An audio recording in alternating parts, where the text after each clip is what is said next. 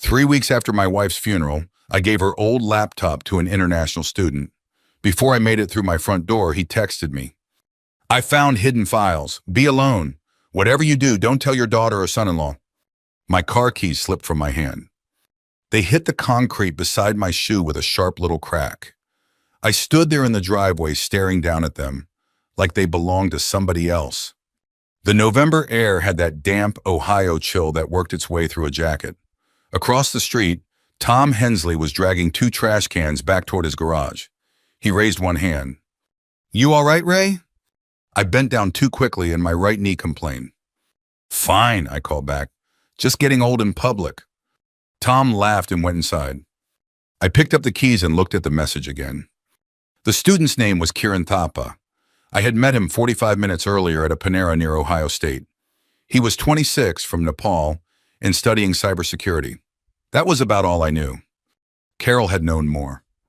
My wife had volunteered twice a month at a community learning center in Columbus, helping people fill out job applications, insurance forms, and citizenship paperwork. She had mentioned Kieran a few times. Smart young man, she once told me. Very patient, you'd like him. At the time, I had been half listening while trying to fix the garbage disposal. That was one of the things grief did. It took old, ordinary conversations and turned them into evidence. That morning, I had placed Carol's laptop in a padded grocery bag because I could not find the case. It was a silver MacBook, a few years old, with a faint coffee stain near the trackpad. Kieran had looked at it, then at me. Mr. Mercer, this is too much. It's a computer, not a kidney. My old one can probably be repaired. Then repair it and give it to somebody else. He smiled, but still looked uncomfortable. I only need something that turns on. At my age, I told him, that's about all I ask for myself. He laughed, so did I. It was the first time I had heard my own laugh since Carol died. Now I stood outside our brick house in Dublin with the phone in one hand and the keys in the other, wondering what she had left behind. I went inside and locked the door. The kitchen looked exactly the way it had when she was alive, which was both comforting and cruel. Her gardening gloves were still on the small bench by the back door. A bottle of hand lotion sat beside the sink. 2 bananas were in the fruit bowl because I still shopped like there were 2 people in the house. I set the phone on the table. Then it rang. Kieran. I answered immediately. What did you find? His voice was calm, but not casual. I think I should explain carefully. That usually means I'm not going to enjoy the explanation. When I started preparing the computer, I reset the operating system. After that, a separate storage partition appeared. It was encrypted. I pulled out Carol's chair and sat down. What does that mean in normal English? It means someone created a hidden section of the hard drive. It would not appear during regular use. Did you open it? No, not fully. A message appeared first. I waited. It said, for Ray Mercer, stop if he is not present. The refrigerator hummed behind me. I could hear the old clock in the hallway ticking.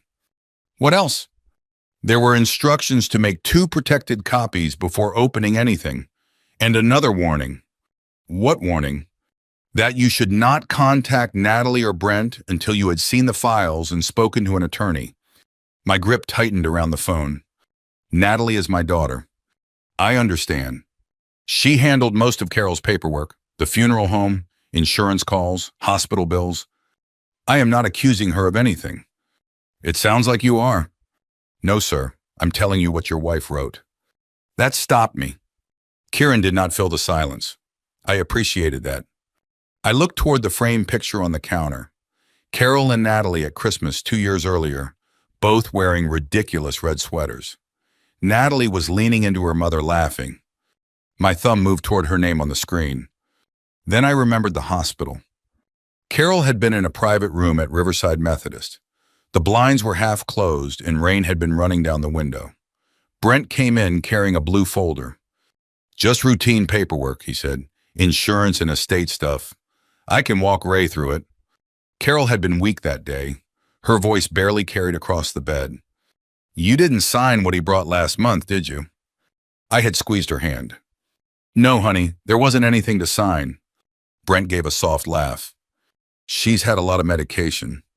Carol looked directly at him. She did not look confused. He removed the folder from the room 5 minutes later. At the time, I had told myself she was frightened. Sick people worried. Dying people said strange things. Standing in my kitchen, I realized Brent had answered too quickly. Kieran, I said, where are you now? At the Thompson Library. I'll be there in 30 minutes. You should bring someone you trust. I thought you said not to tell my family. Someone else? An attorney, perhaps? I don't have one. Your wife listed a name in the instructions. Marianne Doyle. I knew the name. Carol had used Marianne years earlier when we updated our wills. I looked at the kitchen clock. I'm coming alone. The drive back to Columbus took longer than usual. Traffic crawled near the Route 315 exit, and every red light gave me more time to think. Maybe Carol had hidden medical records. Maybe she had been worried about identity theft. Maybe there was a reasonable explanation for all of it. I repeated those possibilities until they stopped sounding reasonable. Kieran met me inside the library near a bank of elevators. He wore a gray Ohio State sweatshirt and held the laptop against his chest. You came fast, he said. I ignored several laws. I hope only traffic laws. That depends on what's in that computer. He led me to a small study room with glass walls. A whiteboard covered one side. Two students were arguing quietly over a math problem in the hallway. Kieran set the laptop on the table and connected an external drive. I made 2 copies, he said. One is here, one is in a secure locker. You really took her instructions seriously. She helped me when she did not have to. How? He hesitated. I think she wanted you to hear that from her.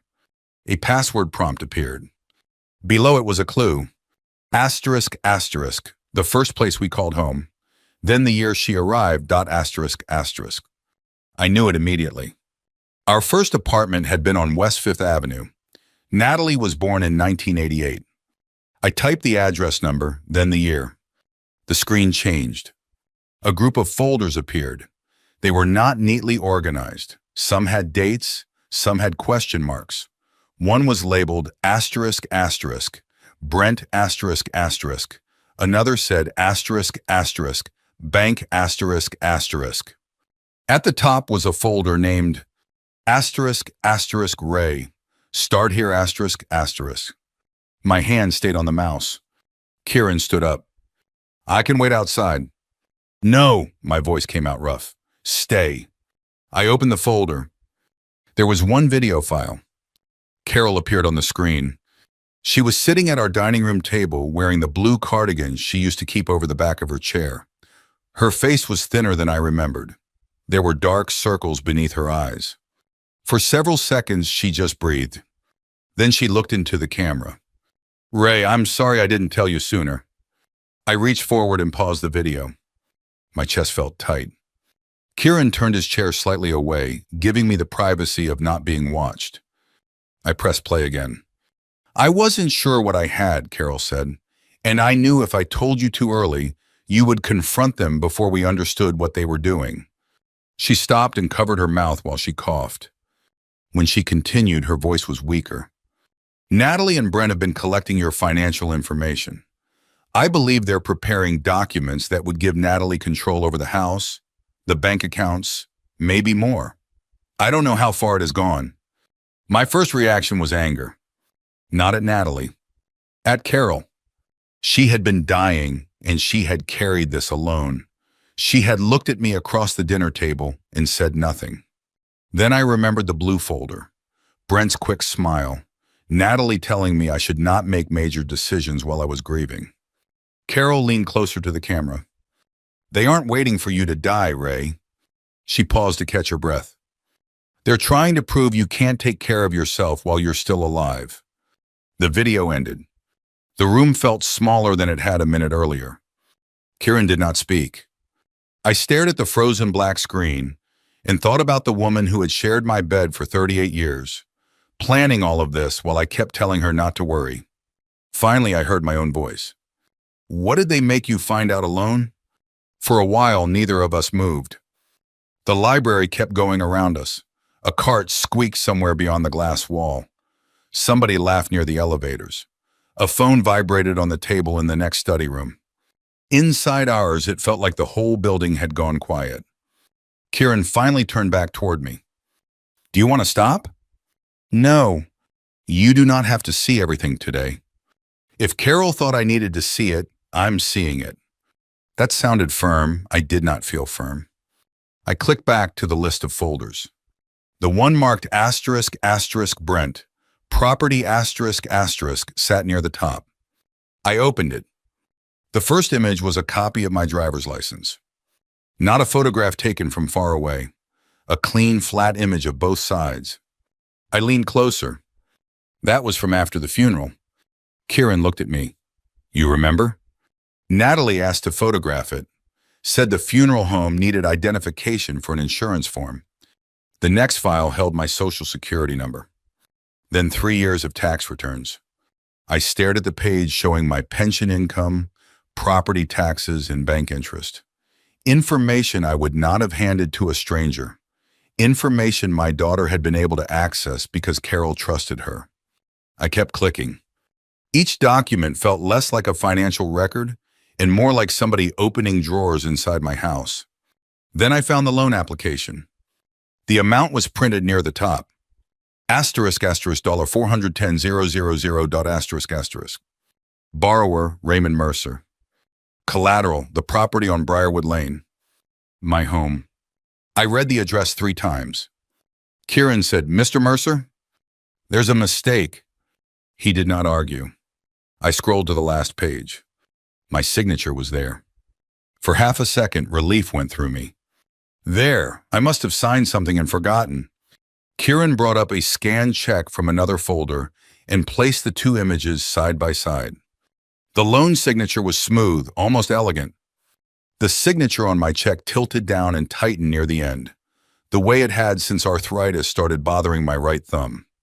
Kieran pointed without touching the screen. The spacing is different. I looked at my own hands. Give me some paper. He slid a yellow legal pad across the table. I took out the pen I kept clipped inside my jacket. It was one Carol had bought me because I was always stealing hers. I signed my name. The R came out too tall. The final letters shook. I tried again, pressing harder. The second one looked worse. Kieran placed the pad beside the screen. The forged version looked like my signature from 15 years earlier. I sat back. They improved my handwriting. It was meant to be a joke. Neither of us laughed. My hand had started trembling, so I placed the pen on the table before I dropped it. Below the loan documents was a presentation file. I opened it. A title appeared across a computer rendering of expensive townhouses. Asterisk asterisk Mercer Grove. Asterisk asterisk. At first, I thought Brent had used my family name to flatter us. Then Kieran advanced to the site plan. The center of the screen showed a curved entrance road, stone columns, trimmed grass, and a small decorative pond. I knew that shape. I had inspected enough development plans in my career to read one without a legend. My house was gone. The driveway became the entrance road. The kitchen and dining room sat beneath a turning lane. Carol's garden had been replaced by a landscape traffic circle. I leaned toward the screen. No, Kieran looked at me. That's our backyard. I pointed to a row of evenly spaced trees. Right there. Carol planted peonies along that fence. 23 years. Every spring she'd complained they were too heavy and then refused to cut them back. The project description called the property an underutilized residential parcel. Underutilized. That house had raised a child, held Thanksgiving dinners, survived a flooded basement, 2 roof replacements, and Carol's last months. Brent had turned it into empty land on a planning document. Worse, he had put our name on it. The Mercer family would appear to be donating its property to the future. What else is there? I asked. Kieran opened an audio folder. Most of the files were short clips with dates instead of names. One was almost 11 minutes long. He looked at me before playing it. Your wife may have recorded this without the others knowing.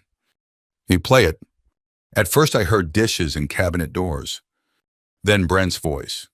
He was in our kitchen. This isn't taking the house, he said. It's unlocking equity Ray isn't using, Natalie answered, but so quietly I had to lean closer. Dad paid for my college. He paid half the wedding. He covered the hospital bill when we couldn't. Exactly, he has always wanted to help us. That doesn't make the house ours. There was a long scrape like someone moving a chair. Brent's tone softened. You're making it sound ugly. We're trying to stabilize the company.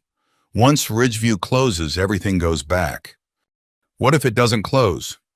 It will. You said that about the Delaware project. That was different. Natalie sighed.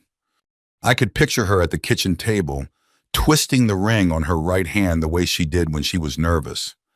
Then she asked the question that changed everything. How long before we can put everything back? 90 days, Brent told her. He said it quickly, like he had already practiced the answer. The recording continued with the sound of Carol coughing in another room. Then it stopped. I stared at the speaker icon. Natalie had known. Maybe she had not designed the plan. Maybe Brent had dressed it up in so many clean financial phrases that she had convinced herself it was temporary. But she had known they were taking something. My mind went backward. Natalie at 6, sitting on my shoulders during the 4th of July parade. Natalie at 17, calling me because her car would not start. Natalie at 32, crying in our kitchen because Brent's insurance had not covered as much of the hospital bill as they expected. I had written a check before she finished asking. I thought helping quickly was what fathers did. Maybe all I had taught her was that my answer would always be yes. Kieran paused the audio. You should take a break. I stood instead. The study room was too small. I walked out into the hallway and stopped near a window overlooking the campus. Students crossed the courtyard below carrying backpacks and coffee cups. Most of them looked young enough to still call their parents when something went wrong. My phone buzzed. Natalie. I let it ring. A message followed. Asterisk, asterisk. Just checking on you, Dad. Did you eat lunch? I read it twice. 3 weeks earlier, it would have felt loving. Now I wondered whether she was checking on me or checking whether I was still manageable. When I returned to the room, Kieran had opened another document. A draft petition for emergency guardianship. The heading included my full name. The words beneath it described a man I barely recognized. Confused, emotionally unstable, unable to manage finances, vulnerable to outside influence. There were examples. The electric bill I had paid twice. The dental appointment I missed. The time I took the wrong exit driving to a new specialist's office. The night I left the garage door open until morning. Every mistake was real. That was what made it so effective. I sat down slowly. What if they're right? Kieran frowned. About what? I've been forgetting things. Your wife died 3 weeks ago. That doesn't mean my mind is fine. No, but making mistakes does not mean someone else gets your house. I looked again at the petition. One line said I had become suspicious of family members due to grief. It was clever. If I accused them, the accusation itself could be used as proof that I was unstable. Carol had understood that before I did. Another folder contained the name Marianne Doyle and a phone number. Below it, Carol had typed, asterisk, asterisk, call her before confronting anyone. Ray will want to confront them. Don't let him dot asterisk, asterisk. I almost smiled. She knew me. Kieran handed me my phone. I called Marianne. She answered on the 3rd ring. Doyle Law Office. Marianne, this is Ray Mercer. There was a short pause. Then her voice changed. Ray, are you alone? I looked at Kieran. Close enough. Did you find Carol's files? That question hit me almost as hard as the video. You knew? She contacted me several weeks before she died. She had concerns, but not enough verified evidence to take formal action. Why didn't you tell me? Because she was my client, Ray, and because she believed you would go straight to Natalie and Brent. She was right. I know. Marianne asked us to describe what we had found. As I spoke, her questions became shorter and more specific. Did the loan application include a lender? Was there a notary? Were there emails showing Natalie supplied the documents? Had any money been released?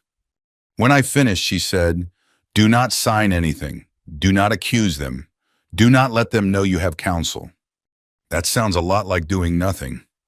It is not nothing. It is staying in control.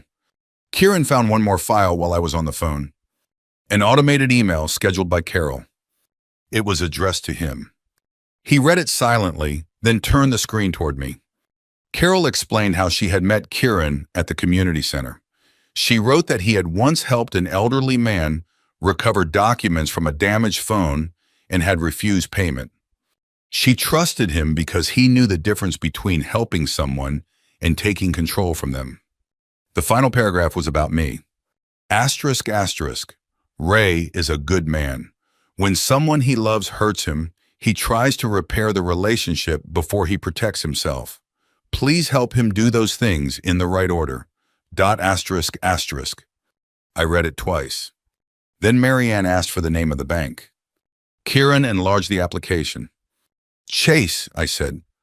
Marianne called its fraud department while we stayed on speakerphone. There were transfers, hold music, security questions. Finally, a representative came on and confirmed that an application connected to my property existed. Marianne asked whether it was still pending. The representative hesitated. It has passed preliminary underwriting. My mouth went dry. What does that mean? I asked.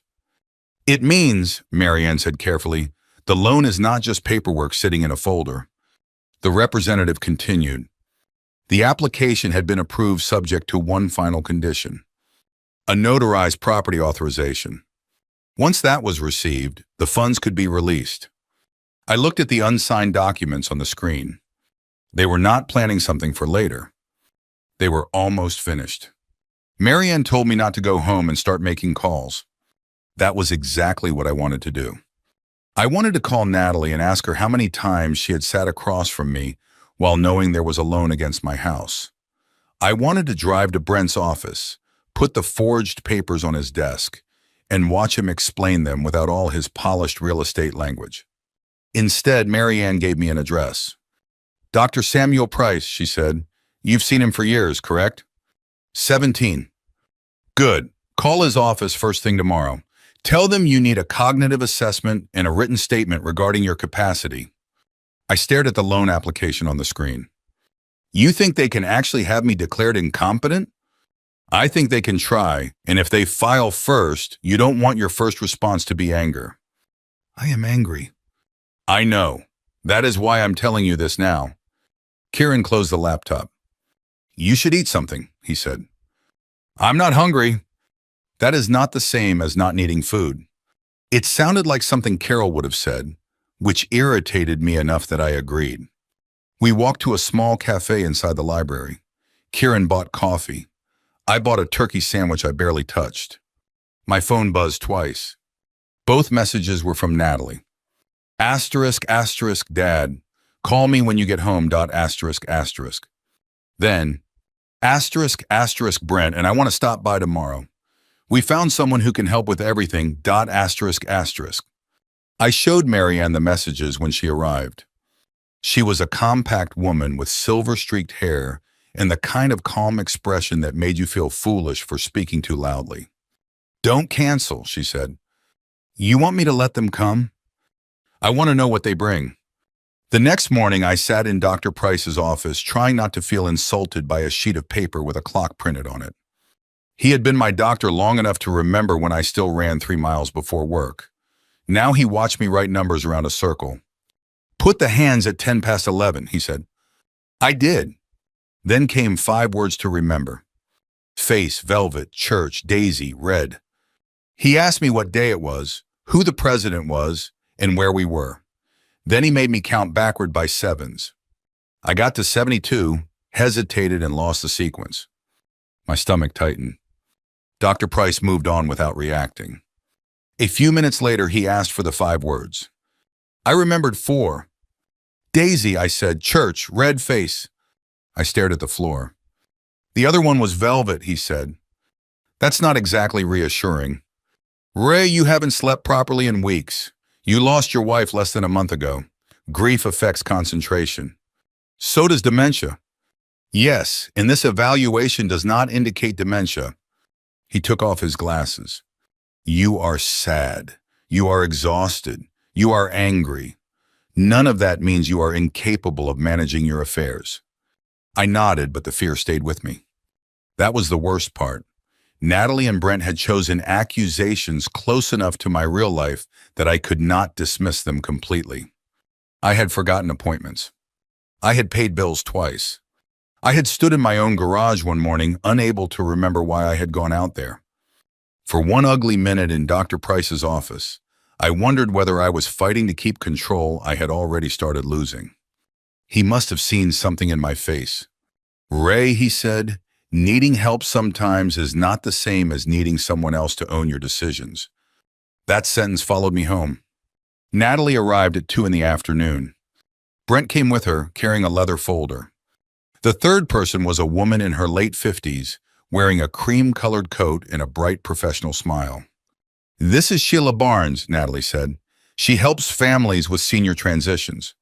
Sheila took both my hands. Ray, do you understand why we're here today? She said it slowly and loudly.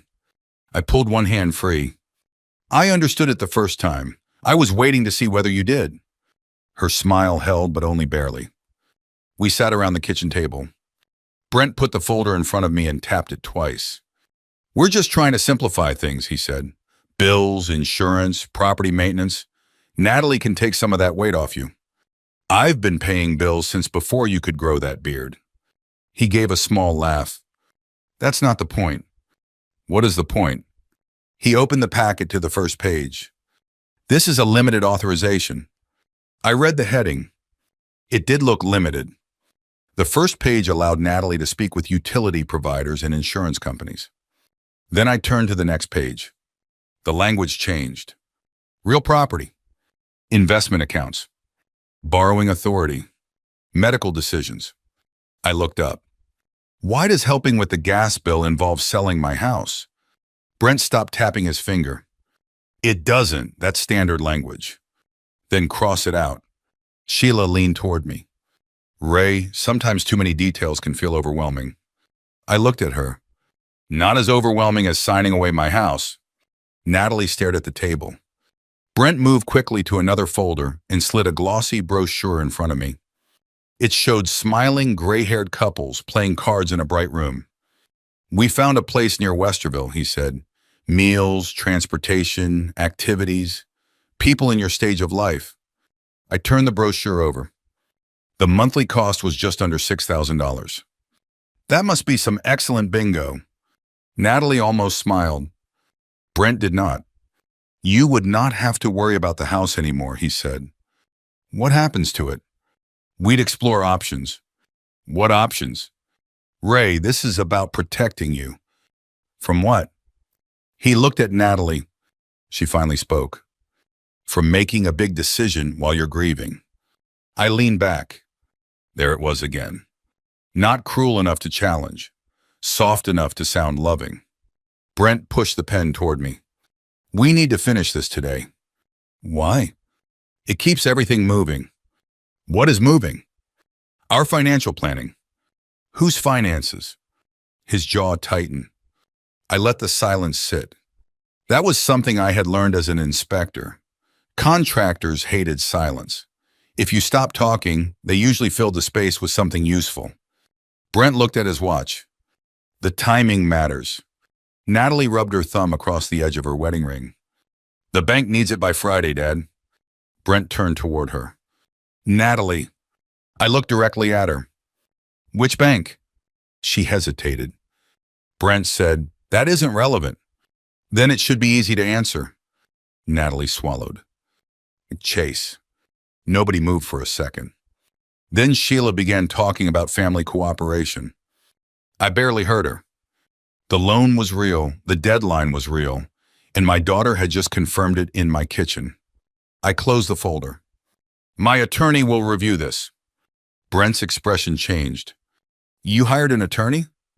I said my attorney will review it. Who is filling your head with this? There was the anger Marianne had predicted, not mine. His. Sheila placed a hand on his arm. Natalie stood. Can I talk to Dad alone? Brent did not like it, but he and Sheila stepped into the backyard. Through the window, I watched Brent point toward Carol's garden while talking with both hands. Natalie stayed by the table. Their old habits were still there. When she was nervous, she tucked her hair behind her left ear. She did it twice. Brent's company is in trouble, she said. How much trouble? Our mortgage is behind. Payroll is tight. One development got delayed. And my house fixes that? For a little while. You knew about the loan. She looked away. It was supposed to be temporary. So was the signature temporary? Her face tightened. I didn't sign your name. That is not what I asked. Brent said everything would be repaid. Brent says a lot. She started crying, but quietly. No performance. Just tears she wiped away with the side of her hand. You've always said family takes care of family. I looked toward the garden. Taking care of family is not the same as taking their choices. Mom wanted us to stay together. That did it. I looked back at her. Do not use your mother to sell me this. She flinched. For a second, I saw the little girl who used to cry when she disappointed us. Then the back door opened and Brent came in. The moment was gone. They left without the signatures. Afterward, Marianne came by and took the packet. She read every page. The first page is harmless, she said. The rest gives Natalie broad control over nearly everything. So he was hoping I'd stop reading. He was hoping grief would make you easier to rush. Kieran arrived a little later with the laptop. He had found a second video from Carol. We played it at the kitchen table. She looked weaker than in the first recording. I confronted Natalie, she said. She cried. She said Brent was under pressure. I wanted to believe that meant she would stop him. Carol paused and pressed her fingers against her chest. Then she looked into the camera. But wanting to believe your child is not the same as knowing it. The recording ended suddenly. No goodbye. No final instruction. Just Carol reaching toward the screen. I sat there staring at the empty frame. The next morning, Marianne called before 8. The bank had flagged the transfer. For 1 second, I thought that meant we had stopped it. Then she continued. Brent had already scheduled an appraisal of my property. He had submitted documents claiming I had agreed to move into assisted living. Someone had also requested that my mail be redirected to Natalie's address. They had not taken the house yet, but they were already practicing life as if I no longer belonged in it. The first call came just after 9 the next morning. Mr. Mercer, this is Midwest Moving. We're confirming your packing appointment for Thursday. I frowned. I think you've got the wrong number. We're scheduled to prepare your relocation before your move to Maple Ridge Senior Living. I never scheduled a move. The woman apologized, sounded genuinely confused, and promised to check her paperwork. I hung up. 10 minutes later, another call came. This one was from the senior living community itself. By lunchtime, a utility company wanted to discuss transferring service. Around 2 o'clock, someone from the county assessor's office asked whether I would be available for a property inspection the following week. Every conversation ended the same way. I never agreed to that. By themselves, they sounded like clerical mistakes. Together, they felt like someone quietly erasing my life one form at a time. I called Marianne. They're building a paper trail, she said. What does that mean? It means they want every company involved to believe this transition is already happening. So by the time I object, you'll look like the confused old man changing his story. I leaned back in my kitchen chair. That's clever. It's dangerous. That afternoon, I walked out to collect the mail. Tom Hensley was trimming bushes across the street. He waved. Morning, Ray. Afternoon. He laughed. You've officially retired if you don't know what time it is. I've earned that right. He walked over, holding his hedge clippers. Hey, Natalie said you might be moving. I felt something tighten in my chest. She said that? She mentioned you were looking at one of those retirement communities. I forced a smile. We're discussing options. Well, hate to lose my best poker loser.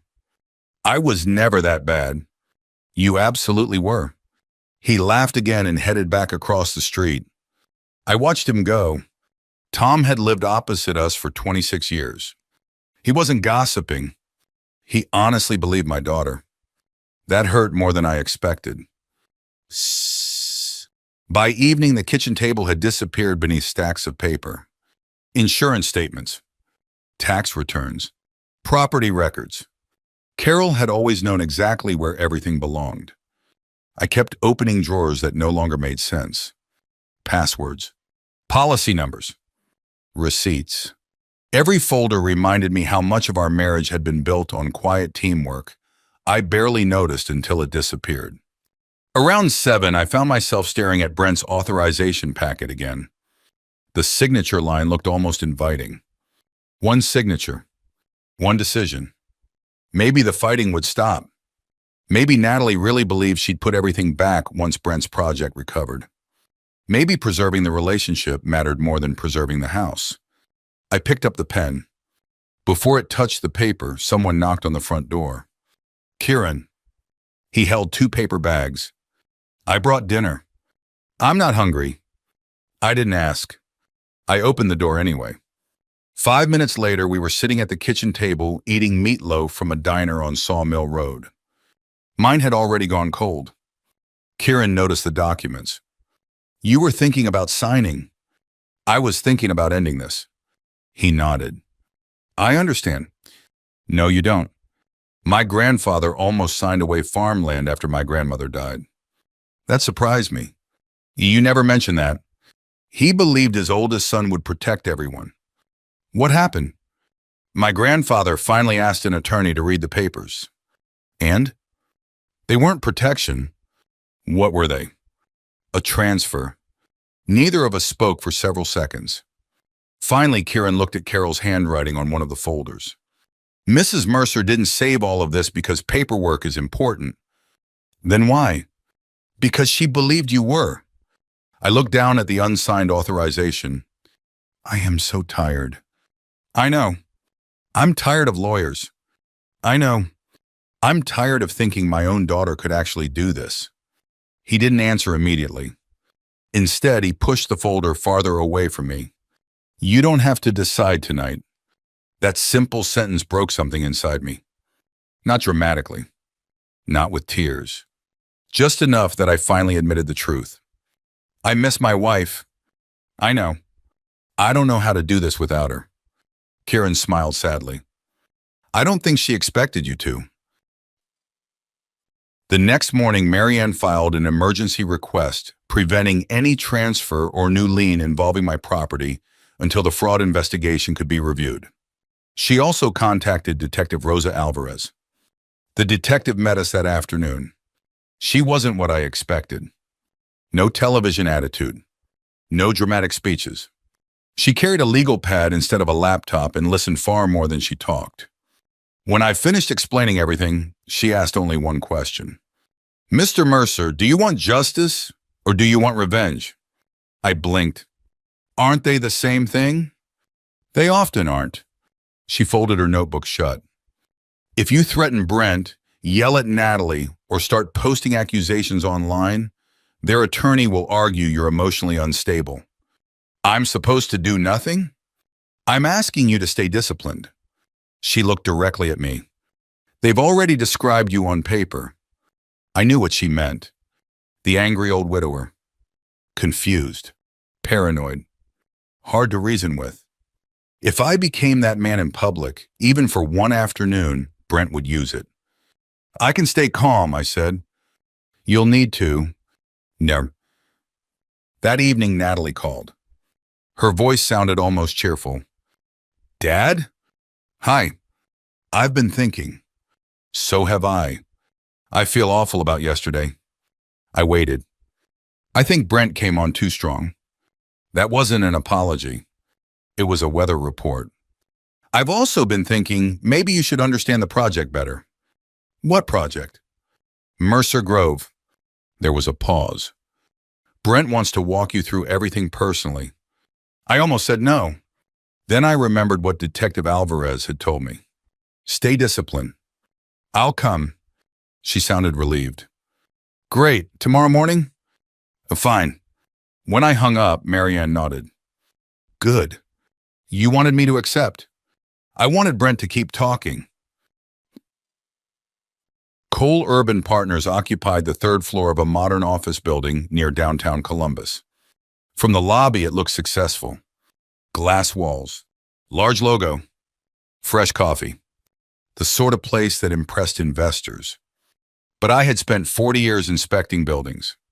You notice details after that long. Half the cubicles were empty. One printer displayed a bright orange maintenance warning. A young employee carried a cardboard box toward the elevator. Another quietly removed framed certificates from a conference room wall. The business looked polished. The people looked nervous. Brent greeted me with both hands. Ray, glad you came. He led me into the conference room. A large rendering of Mercer Grove covered one wall. He smiled proudly. This is going to transform the neighborhood. I studied it silently. Then I found my house, or rather, the empty space where it used to be. The entrance road curved directly across my property. The backyard where Carol planted flowers every spring had become decorative landscaping. Brent stood beside the rendering. We even named it Mercer Grove. I looked at him. Why? To honor your family's legacy. My wife spent 23 years building that garden. And now hundreds of families will enjoy. Did Carol approve this? His answer came too quickly. Absolutely. I stared at him. Carol had spent her final spring sitting on a folding chair because chemotherapy made it impossible to kneel. She still insisted on deadheading every flower herself. She once told me, when I'm gone, promise me you'll let them bloom one more season. She never would have approved bulldozers. Brent kept talking. Something about community. Something about long-term value. I barely heard him. He had just lied about my wife. Not about money. About her. The meeting ended 20 minutes later. As I walked toward my truck, I realized something had changed. Until that morning, part of me still hoped Brent had manipulated Natalie into a terrible mistake. Now I understood something else. Brent didn't just want my property. He wanted to rewrite my family's story, and he was willing to use Carol's memory to sell it. I wasn't angry anymore. I was finished doubting myself. 2 mornings later, I stepped outside wearing pajama pants, slippers, and Carol's old fleece jacket to grab the newspaper before making coffee. The cold hit me immediately. I picked up the paper, turned around, entered my code. The smart lock beeped. Red light. Access denied. I tried again. Red. I walked to the garage. Same result. My phone. My wallet. My keys. Everything was inside. A light rain began falling. Across the living room window, one of Carol's table lamps switched on automatically. She had programmed it years ago. The house looked warm. Lived in. Safe. And I couldn't get inside. For the first time in my life, I was locked out of the home I had spent 32 years paying for. I stood under the porch light trying the code again, even though I already knew it would not work. Red light. Access denied. The rain was picking up, fine and cold, the kind that got through clothes without looking serious. I crossed the yard toward Tom Hensley's house in slippers. He opened the door before I knocked. Ray, I need to borrow a screwdriver. He looked past me toward my house. You locked out? Apparently by committee. Tom started to reach for his phone. I'll call Natalie. No. The word came out sharper than I intended. He stopped. I'm sorry, I said, just a screwdriver. Tom disappeared into his garage and returned with a flathead and a flashlight. You want help? I have one bad idea left. I'd rather embarrass myself privately. The basement window was around the back, half hidden behind Carol's dormant hydrangeas. I had promised her for 8 years that I would replace the loose frame. I worked the screwdriver beneath it. The window lifted. Finally, I muttered, a home repair I was smart not to finish. I pushed my legs through first and lowered myself onto a shelf. The shelf tipped. I landed on a cardboard box full of Christmas decorations. Something cracked beneath my knee. When I switched on the basement light, a plastic reindeer stared up at me with one antler missing. Sorry, Rudolph. My phone was on the kitchen counter. I called Marianne before changing out of my wet clothes. Someone changed the smart lock account, I told her. Can you get inside? I'm standing in my kitchen. How? Years of procrastination. I walked toward Carol's small office off the hallway. The door was open. The metal file cabinet was gone. For several seconds, I simply stared at the empty space beside the desk. Then I checked the closet, as if a 4-foot cabinet might somehow be hiding behind her winter coats. Marianne? What? They took the cabinet. She went quiet. What was in it? Carol's will, insurance records, the deed copy, her handwritten notes. Anything else? I opened the bottom desk drawer. Empty. Family pictures, old tax files. Call Detective Alvarez. Don't touch anything more than you already have. I looked at the bare patch in the carpet where the cabinet had stood. They came into my house. Yes. My daughter gave them access. We don't know that yet. I thought about the changed lock account. We know. Detective Alvarez arrived with another officer that afternoon. There was no broken door, no shattered window, no dramatic evidence. That was the point. Whoever removed the cabinet had entered with permission or a valid code. The smart home company confirmed that the primary account had been transferred to Natalie's email address the previous evening. The next morning, Alvarez called again. A camera from a delivery truck parked across the street had captured one of Brent's employees carrying the cabinet out through the garage. The employee told police Natalie had provided a key and said I had approved the removal.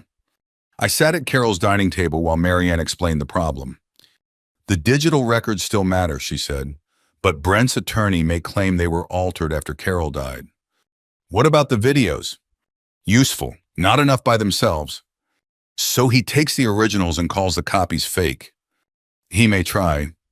For the first time since finding the laptop, I felt the plan slipping away. Carol had found the truth. But truth and proof were not the same thing. Then Marianne remembered something. 2 weeks before Carol died, an envelope had arrived at her office marked personal. Marianne had placed it in a locked estate file because Carol told her not to open it unless Ray contacted her. Inside were copies of the loan application, several handwritten pages, and a signed statement. The copies were incomplete. 2 pages were missing. Carol's notes jumped between dates. But the envelope had been postmarked before her death. That mattered. Carol had not built a perfect case. She had simply left enough for us to keep going. Over the next week, the bank froze everything connected to my property. Detective Alvarez also found irregular authorization forms connected to 2 older landowners involved in one of Brent's other developments. This was no longer only about one desperate son-in-law. It was a pattern. Meanwhile, Brent kept promoting Mercer Grove. He scheduled an investor presentation at a downtown Columbus hotel and told city officials the Mercer family had voluntarily contributed the property. Marianne wanted to handle the matter quietly. I agreed with her about the criminal case. But Brent had used my name in public. He had told lenders, neighbors, and investors that I supported his project. If I stayed silent, he would tell them I had changed my mind because grief had made me unstable. I'm going, I told her. To the presentation? Yes. Ray, this cannot become an ambush. I'm not bringing a marching band. You need to stay calm. I've been locked out of my own house in slippers. Calm is becoming a specialty. The morning of the event, I put on the navy suit I had worn to Carol's funeral. Before leaving, I walked into the backyard. The garden looked dead for winter, but Carol's wooden plant markers were still pressed into the soil. Peony, iris, lavender. Her handwriting. I touched one of the markers. I'm not doing this because of bricks, I said quietly. I'm doing it because they decided our life belonged to whoever filled out the forms first. The hotel conference room was already half full when I arrived. Investors in dark suits stood near coffee urns. City staff sat along one wall. A large screen displayed the Mercer Grove logo. Natalie saw me first. Her face drained of color. Brent came over smiling, but his eyes did not match it. "Ray, this isn't the right place. You put my name on the sign." He lowered his voice. "You're embarrassing Natalie. She'll recover." He reached for my elbow. I stepped back. "Don't." People had begun watching. Brent removed his hand. The presentation started 10 minutes later. He spoke smoothly at first. He called Mercer Grove a family-supported development. He described my property as a gracious contribution from longtime Dublin residents. Then the rendering appeared. My house was gone again. The entrance road curved over Carol's kitchen and through her garden.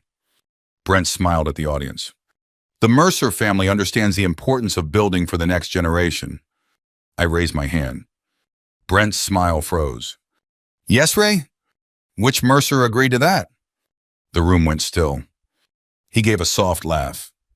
"Ray has had a difficult few months. The family is working through a transition." There it was. The confused widower. I stayed seated. "You've told everyone I can't understand my own affairs," I said. "So explain it slowly. When did I give you my house?" Brent looked toward Natalie. Then Marianne stood. She introduced herself and began passing out a one-page timeline. Forged signature. Disputed loan. Unauthorized appraisal. Mail forwarding request. Smart lock transfer. Removal of Carol's records. Draft guardianship petition. Brent's voice changed. "This is private family material." I looked at the screen behind him. "You put my family name on every slide. Now you don't want family involved?" A few people shifted in their chairs. Marianne asked the hotel technician to play Carol's video. Carol appeared on the screen wearing her blue cardigan. She stated her full name and the date. Then she said she and I had never agreed to transfer our home. She explained that Brent had asked her to persuade me to sign papers connected to Mercer Grove. Near the end, her voice weakened. "Natalie," she said, looking into the camera, "being afraid of losing your marriage does not give you the right to take your father's choices away. Tell the truth before someone else tells it for you." The video stopped. Natalie covered her mouth. Brent leaned toward her. "Don't say anything." She looked at him, then at me. "We were going to put it back," she said. Brent turned sharply. "Natalie." "You said Dad would never know." The room changed. Not loudly, just all at once. Pens stopped moving. An older investor near the front leaned back in his chair. Brent began talking too fast. He said Natalie had misunderstood routine financing. Natalie shook her head. She admitted giving him my tax returns, my license, the smart home account, and the key used to remove the cabinet. "I thought it was temporary," she said. "Temporary theft still begins with taking something that isn't yours." Brent tried to regain control. He clicked back to his projections. Marianne held up an internal planning document obtained during the bank review. At the top were the words, ***, Mercer property, secure control before owner retains counsel, ***. One investor asked for it to be displayed. The hotel technician put it on the screen. Brent called it a draft, then a mistake, then the work of a former employee. An older man near the aisle said, "That language seems remarkably clear." The bank representative announced that all financing tied to my property had been suspended. Two investors stood and left. A city planning official said the development application would be reviewed for material misrepresentation. Detective Alvarez stepped forward and handed Brent an order requiring him to surrender company records and appear for questioning. No handcuffs. No shouting. Just paper. The same thing Brent had used against me. He looked at me. "Ray, we can still fix this. You had months to speak to me." He glanced around the room. "Not here. You chose forms, signatures, and people who would talk over me. You can speak through your attorney now." After the room emptied, Natalie approached. Her mascara had run beneath one eye. "Dad, will you ever forgive me?" I looked at her for a long time. "I don't know." She started crying again. But before you ask me that, I said, decide whether you're sorry for what you did or only sorry it failed. I left her standing beside the Mercer Grove sign. In the parking garage, I sat alone in my truck. My hands were steady. That surprised me. Kieran called from somewhere nearby. Did it work? I looked at the empty passenger seat. It's over, I said. Then I closed my eyes. But it doesn't feel like winning. The first letter from the bank arrived 3 weeks later. I carried it inside without opening it. For months, every envelope had meant another problem. Another explanation. Another reminder that my own name had nearly been used against me. This one was different. The fraudulent loan had been officially canceled.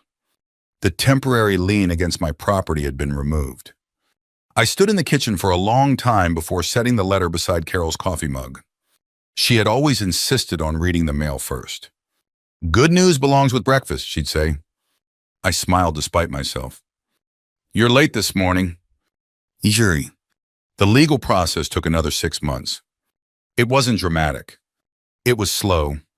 Depositions, document reviews, bank investigators, insurance interviews. Every few weeks, Marianne would call with another update. One more piece is finished. One more statement has been verified. One more witness has confirmed the timeline. Real justice, I learned, rarely arrives in one spectacular afternoon. It shows up in stacks of paperwork. Brent's company entered bankruptcy before spring. Detective Alvarez later explained that Mercer Grove had never been as financially healthy as Brent claimed. He had been borrowing against future projects to keep older ones alive. When those projects stalled, he became desperate. My house wasn't his first choice. It was simply the easiest. He eventually accepted a plea agreement involving financial fraud and elder exploitation. There were restitution payments, prison time, restrictions that effectively ended his real estate career. When I heard the sentence, I didn't celebrate. I folded the newspaper and made another cup of coffee. Carol would have understood that. She never believed ruined lives repaired damaged ones. Ow! Natalie's case ended differently. She cooperated with investigators.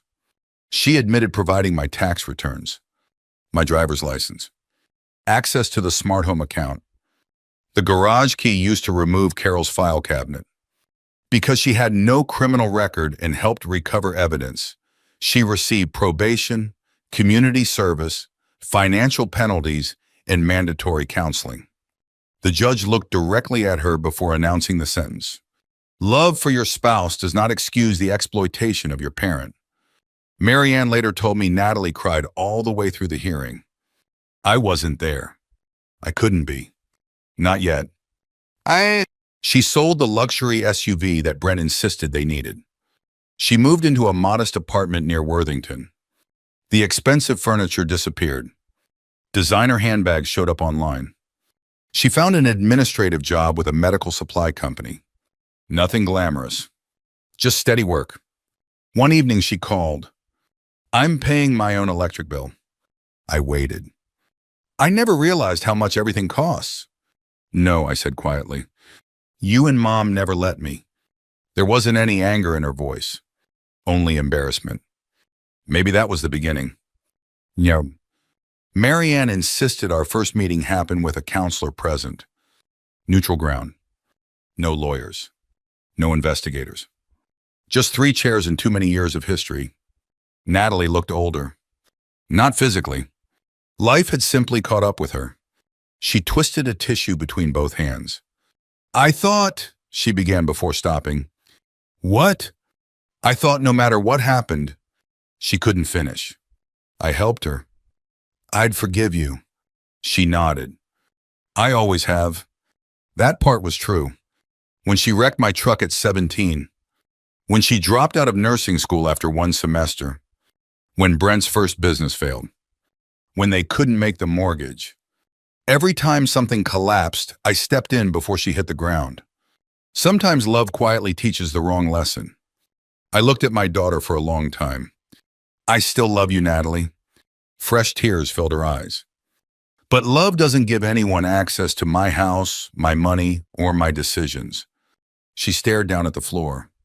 You'll have to earn my trust back one piece at a time. How long?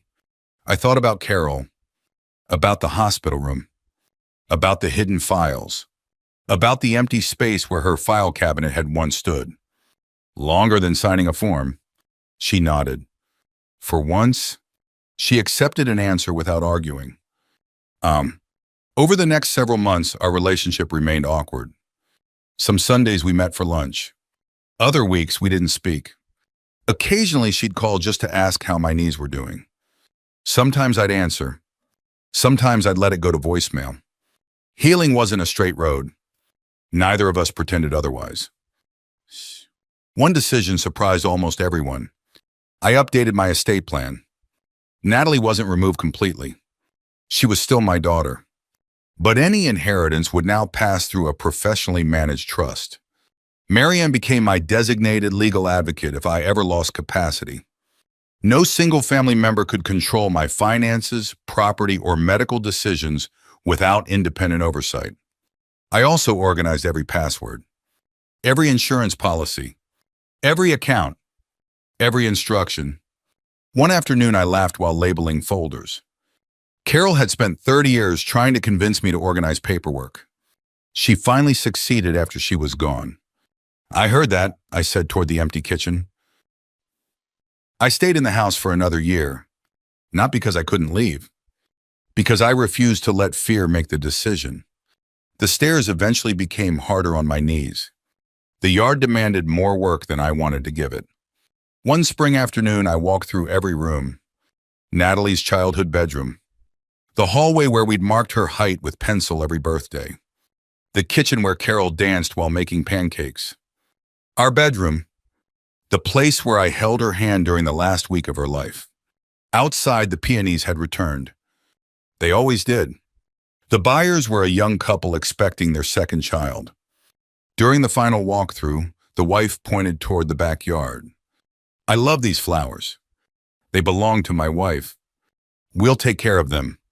Maybe they would. Maybe they wouldn't. That promise belonged to them now. The choice belonged to me. I moved into a smaller condominium near Shoto Park. No stairs. One floor. A secure garage. Enough room for the dining table, Carol's favorite chair, and several plants from the old garden. It felt smaller. It also felt peaceful. The scholarship was Kiran's idea. No, he corrected me. Mrs. Mercer started it. We used part of the proceeds from selling the house to establish the Carol Mercer Memorial Scholarship for international students studying technology, cybersecurity, or financial protection. Nothing enormous. Just enough to help someone stay in school when life became complicated. The first award went to a graduate student from Nepal. Kiran happened to know him. A week after graduation, I handed Kiran a new laptop. He looked at the unopened box suspiciously. There aren't hidden files on this one, are there? I laughed. Only the receipt. That afternoon, he video called his parents. He asked me to sit beside him. His mother smiled warmly through the screen. His father thanked me for helping their son. I shook my head. Carol started all of this. His mother pressed her hands together. Then thank you for continuing it. For the first time since losing my wife. That didn't feel impossible. On the first anniversary of Carol's death, I opened the hidden folder one last time. I watched her first video from beginning to end. This time I paid less attention to the warning. Instead, I noticed how tired she looked. How carefully she chose every sentence because breathing had become difficult. There was one final recording I had never opened. It wasn't about Brent, or Natalie, or the house. It lasted less than a minute. Ray, she said softly, being kind doesn't require you to be defenseless. She smiled. Protect yourself first. A small cough interrupted her.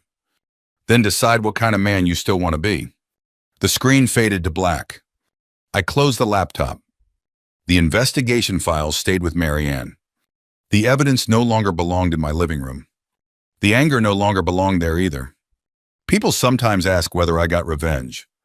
I usually tell them no. Revenge suggests I wanted someone else to lose. What I really wanted was something much simpler. I wanted to keep my own voice, my own home, my own choices. Growing older doesn't mean surrendering your judgment, and loving your family should never require giving away your dignity. If you've ever had to choose between keeping the peace and protecting yourself, I hope you know you're not alone. Thank you for spending this time with me.